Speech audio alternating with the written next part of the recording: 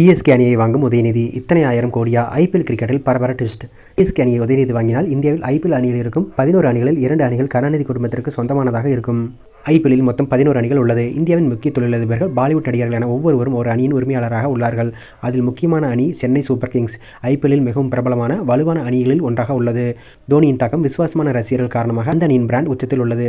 சமீபத்தில் மதிப்பு சுமார் 235 மில்லியன், கிட்டத்தட்ட 2000 கோடி. சிஎஸ்கே அணியை Chennai super Kings cricket limited என்ற நிறுவனம் அணியின் உரிமையாளராக உள்ளது. இது இந்தியா சிமெண்ட்ஸ் நிறுவனத்திற்கு சொந்தமானது. இதன் சேர்மன் என். சீனிவாசன் முன்னாள் இந்திய கிரிக்கெட் வாரியம், சர்வதேச கிரிக்கெட் கவுன்சிலில் தலைவராகவும் இருந்துள்ளார்.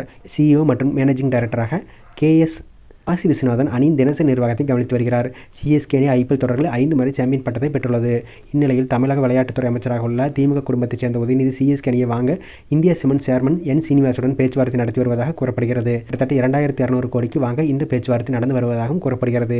உதயநிதி ஸ்டாலின் வெகு நாட்களாக சிஎஸ்கே ரசிகளாக இருந்து வருகிறார். அவருக்கு வெகு நாட்களாகவே சிஎஸ்கே அணியை வாங்க வேண்டும் என்கிற திட்டம் இருந்ததாக கருதப்படுகிறது. ஏற்கனவே திமுக தலைமைக்கு நெருங்கிய குடும்பமான கலாநிதி மாறனின் மகள் காவ்யா மாறன் சன்ரைசர்ஸ் ஹைதராபாத் அணியை வாங்கி நடத்தி வருகிறார். அந்த வகையில் சிஎஸ்கே அணியை உதயநிதி வாங்கினால் இந்தியாவில் ஐபிஎல் அணியில் இருக்கும் 11 அணிகளில் 2 அணிகள் கருணாநிதி குடும்பத்திற்கு சொந்தமானதாக இருக்கும்.